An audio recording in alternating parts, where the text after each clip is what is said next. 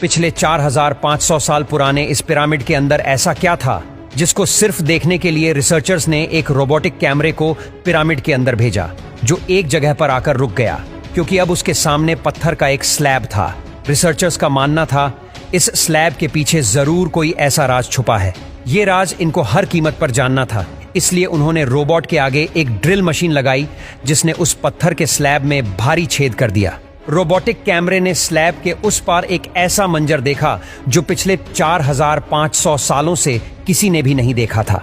अब उस स्लैब के पीछे ऐसा क्या था, आइए जानते हैं। मिस्र यानी इजिप्ट में टोटल 138 ऊंचे तरीन पिरामिड मौजूद हैं। इनमें से सबसे ऊंचा और बड़ा pyramid the great pyramid of Giza कहलाता है। एक एस्टीमेट के हिसाब से इस पिरामिड में टोटल 23 लाख बड़े बड़े पत्थरों का इस्तेमाल हुआ, जिनमें से कई पत्थरों का वजन 50 टन भी था। लेकिन इतने ऊंचे और आलीशान पिरामिड बनाने का आखिर मकसद क्या था? The great pyramid of Giza सबसे ऊंचा और चौड़ा पिरामिड है।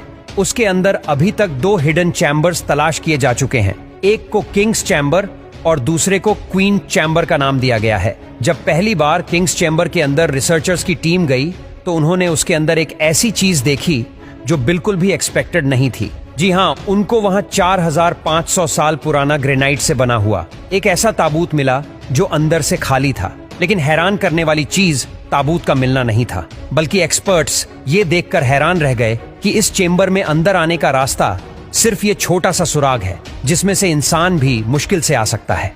तो आखिर ये 1 पीस ग्रेनाइट का ताबूत अंदर कैसे आया?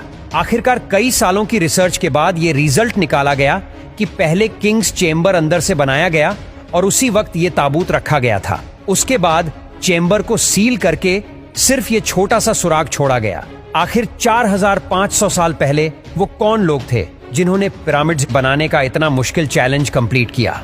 लेकिन एक्सपर्ट्स ने कई सालों की मेहनत के बाद कुछ ऐसा एविडेंस तलाश किया है। वहां मिलने वाले वर्कर्स की हड्डियों और स्केलेटन का मुआयना किया तो उनको एक खास चीज नजर आई।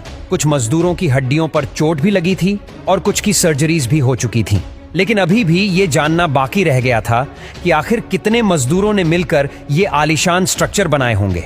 हजारों साल पहले ना ही उनके पास कोई मशीन्स थी और ना ही मॉडर्न टूल्स, तो जाहिर है उस वक्त पिरामिड बनाने के दौरान एक ही वक्त में काफी मजदूर लगे होंगे। हिस्ट्री से ये बात मालूम हुई कि पिरामिड को बनाने में कम से कम एक ही वक्त में 1 लाख मजदूरों की मदद ली गई थी। रिसर्चर्स का मानना था कि सिर्फ मम्मीज को दफनाने के लिए इतना तामझाम नहीं किया जा सकता, बल्कि इन पिरामिड का कोई और खास मकसद भी था।